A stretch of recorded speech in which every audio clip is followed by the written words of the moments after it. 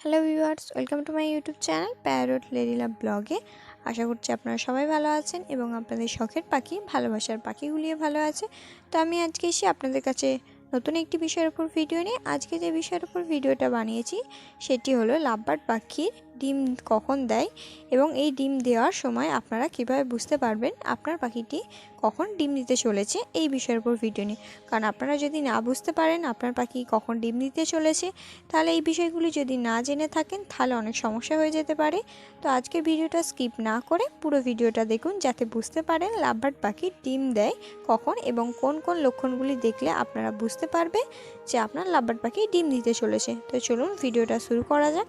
কিন্তু ভিডিওটা শুরু করার আগে আপনাদেরকে একটু ছোট্ট রিকোয়েস্ট করব, আপনারা যদি আমার চ্যানেলে নতুন হয়ে থাকেন তাহলে অবশ্যই আমার চ্যানেলটিকে সাবস্ক্রাইব করুন এবং পাশে থাকা বেল আইকনটি প্রেস করুন যাতে আমার ভিডিও নোটিফিকেশানটি আপনাদের কাছে সর্বপ্রথম পৌঁছায়।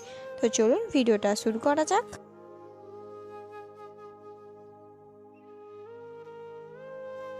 তো বন্ধুরা, লাভবার্ড পাখির ডিম পাড়ার লক্ষণগুলির মধ্যে প্রথম যে লক্ষণটি আপনারা লক্ষ্য করবেন সেটি হলো লাভবার্ড পাখিকে যাতে আপনারা বসতে দিয়ে থাকেন, মানে লাভবার্ড পাখি বসার জন্য যে ডালটি আপনারা ব্যবহার করে থাকেন। কারণ লাভবার্ড পাখির বসার ডালটা আপনারা হয়তো জানেনই যে অন্য পাখির তুলনায় লাভবার্ড পাখির বসার ডালটা একটি মোটা ধরনের আমরা ব্যবহার করে থাকি, কারণ লাভবার্ড পাখির পাগুলি একটু বড় হয়। তো সেই জন্য আমরা লাভবার্ড পাখি বসার জন্য একটি মোটা ধরনের ডাল ব্যবহার করি। এই ডালটার মধ্যেই আপনারা বুঝতে পারবেন যে আপনার পাখি ডিম দিতে চলেছেন। আপনারা হয়তো কথাটা শুনে অবাক হচ্ছেন যে কি বলছেন, লাভবার্ড পাখির ডাল যে বসার ডালটা দিয়ে থাকি সেই ডালটা দেখলে আমরা বুঝতে পারবো লাভবার্ড পাখির ডিম দিতে চলেছে কি না। না, হ্যাঁ, কারণ লাভবার্ড পাখিকে যে বসার ডালটা আপনারা দিয়ে থাকেন মানে ব্যবহার করে থাকেন, ওই ডালটির ওপরে যে ছালগুলো থাকে গাছের ডালে, দেখবেন লাভবার্ড পাখি যখন ডিম দেওয়ার সময় হয়ে থাকে তখন ওই ডালটি লাভবার্ড পাখি ছিঁড়ে ছিঁড়ে ওই ছালটি ওর ঠোঁট দিয়ে তুলে দেয়। কারণ ডিম পাড়ার সবথেকে প্রথম যে লক্ষণটি আপনারা দেখতে পাবেন লাভবার্ড পাখির মধ্যে, যে ডালটি আপনারা ব্যবহার করছেন বসার জন্য সেই ডালের ওপরে ছালগুলি লাভবার্ড পাখি ঠোঁট দিয়ে সব তুলে ফেলে দেয়। এই লক্ষণটি আপনারা প্রথম লক্ষণ করবেন যে আপনার লাভবার্ড পাখি ডিম দিতে চলেছে। লাভবার্ড পাখির দ্বিতীয় যে লক্ষণটি আপনারা দেখতে পাবেন সেটি হলো যে আপনারা ভাঁড় বা কাঠের বক্স আপনারা পাখিকে যেটি দিয়ে থাকেন সেই জিনিসটি দেখলে। কারণ এই ভাঁড় বা কাঠের বক্স যদি আপনি পাখিকে দিয়ে থাকেন, বিশেষত ভাঁড় যদি দিয়ে থাকে, তাহলে সেক্ষেত্রে যে ভাঁড়ে ঢোকার জন্য যে পাখিদের ভাঁড়ের যে মুখটি কাটা থাকে যেখান থেকে পাখি যাতায়াত করে, ওই জায়গাটি দেখবেন পাখিরা নিজেরাই ঠোঁট দিয়ে কামড়ে কামড়ে ওই জায়গাটিকে একটু বড় করে।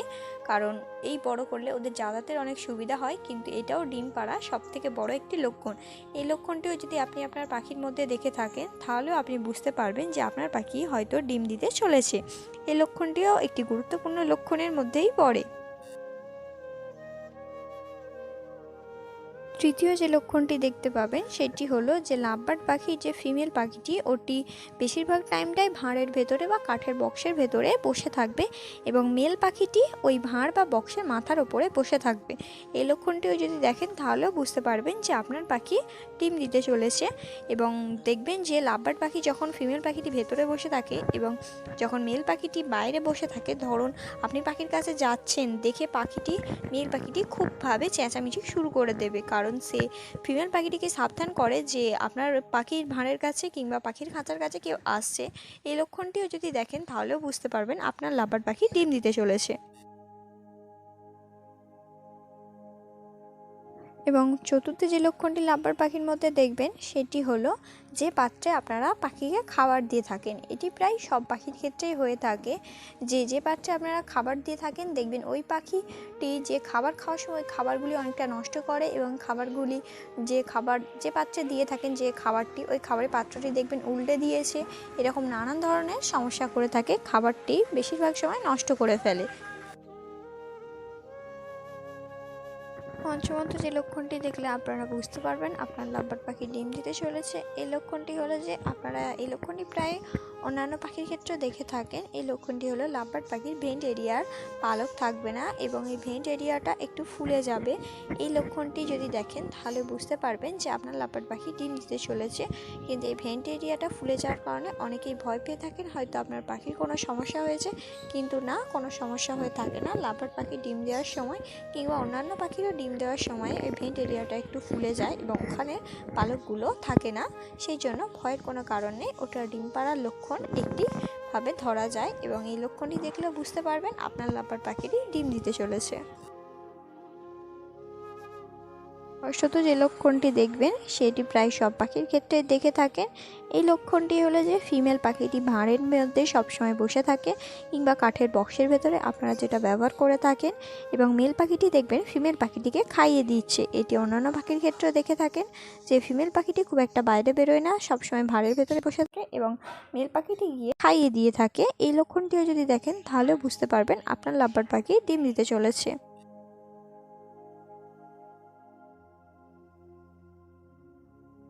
সপ্তমত যে লক্ষণটি আপনারা দেখলে বুঝতে পারবেন যে আপনার লাভবার্ড পাখি ডিম দিতে চলেছে, এই লক্ষণটি প্রায় সব পাখির ক্ষেত্রেই দেখে থাকেন এবং লাভবার্ড পাখির ক্ষেত্রেও এই লক্ষণটি দেখে থাকেন যে এরা একটু ডিম পাড়ার সময় একটু নির্ঝুম পরিবেশ খুব একটা পছন্দ করে এবং এই সময়ে কেউ গিয়ে ওদের ডিস্টার্ব করুক কিংবা খুব একটা চেঁচামেচি পরিবেশটা ওরা পছন্দ করে না।